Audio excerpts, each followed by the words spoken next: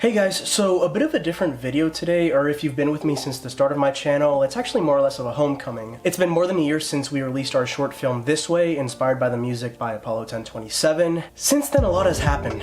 I've grown, both as a filmmaker and a person, but I wanted to take a look back at some of the things that I think we got right in the film and maybe give you guys a bit of an insight into the director's process for making a film. This Way is by no means perfect. In fact, nothing anyone ever makes is perfect, but I believe it's good to look back at what you've done in the past and see how much you've grown. It's a sort of reflection that you can take into future projects, knowing that you're in a better place, at least in terms of experience and creativity, than you were when you made the original project. Today I want to talk about two elements specifically from the short film: coloring and blocking and staging. I'll be using some examples from some scenes in the film, but know that this isn't a holistic director's commentary. It's more of like a breakdown of some of the things that I think we did right on the film. And if you guys enjoy this type of content, please be sure to give it a thumbs up, leave your thoughts in the comments below. If you guys really enjoy this type of stuff, maybe I can even do it for my other short films like There's Nobody Here and Lighthouse. With nothing else really to say for the introduction, let's just get right into it.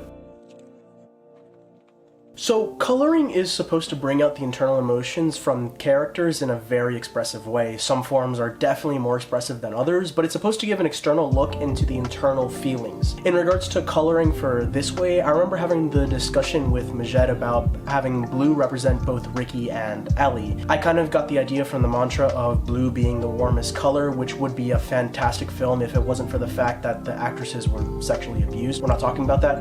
But the setup for the initial scene was so that Ricky could be highlighted in blue. It was very important to establish that sort of emotion from the start. We mounted a light on the camera, which eventually resulted, unfortunately, in creating a shadow on Ricky's face as we panned around him. But the coloring of the overall scene worked really well from the emotion. Then Ricky starts singing and the pitch is perfect, but it's a flawed performance of the song because it's incomplete. It's incomplete not just because it's missing the instrumentals, but also because he's missing Ellie. His buddies might be in the studio with him, right in front of him, cheering him on, but he's still supposed to be heartbroken. He's singing a song about a girl he loves who's missing from his life, and that's the thing about grief and art. It kind of takes a toll on what you do and defines your work for a while, and it's something I wanted to touch on with this film. It's the same thing that happens later when Ellie is first drawing the same building that Ricky passes by, the FSU physics building. It worked out really well that the blue sky was reflected on the windows because it continued with that same emotion, but they're both called to that building because they share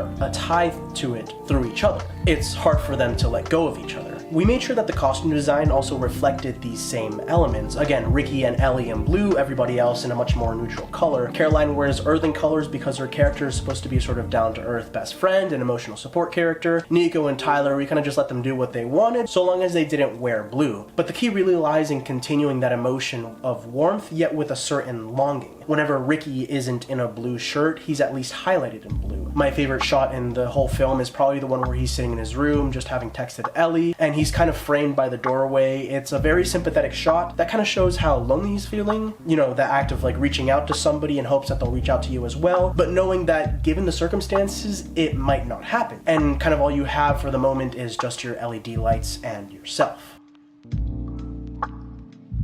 I'll be looking at two scenes for staging and blocking from This Way because I feel like they serve as really good crash courses into using both oneers and working with non-actors. We'll start with the scene of the boys coming home from the party. I have a map of our apartment on the right hand of the screen so that you guys can see how we set it up. Nico is labeled as N, Tyler is T, Ricky is R. Our lighting rigs are the golden triangles with the hypotenuse indicating the direction of the light, and Majed on camera is the box with the triangle, again indicating the direction of the camera. Y'all boys want a pizza? Fuck yeah, bro. What are you thinking? I'm good, thanks. Frozen one. Frozen pizza. Bro. I don't think you're diving. Nigga, manteca. What kind though? Buffalo chicken. Alright, I'm down for buffalo. Bad, bro. Hey, yo, good crowd tonight, bro. Thank you, bro. Yeah, for sure. For sure. I'm good, I'm just a little tired, honestly. You sure you don't want any pizza? Yeah, I'm chilling. Alright. Is it Ellie, bro? Nah, bro. Yeah, it is. Nah, come outside in the living room, bro. I'll get you a beer. We'll chill. I'm good. I'll come chill. I'm good. Alright, bro.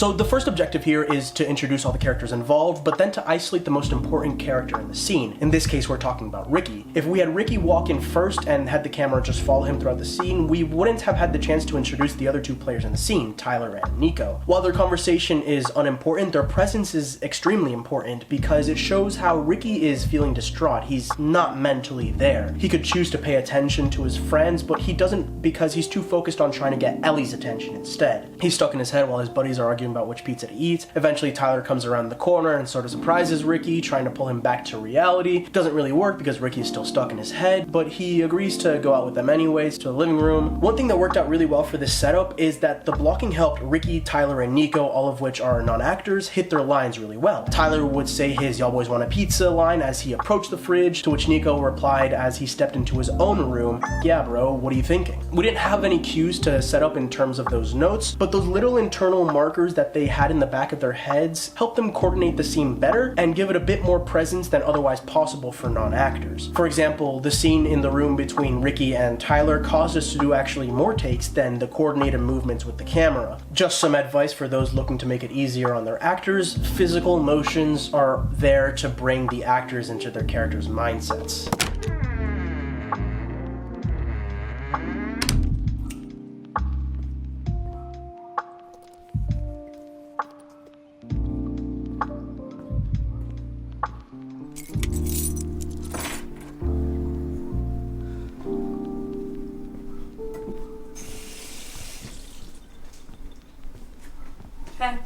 Hey, how'd your meeting go? Really? What happened? It's too simple. But it looked really good. I don't know. It's not approved. And that's the only thing that matters.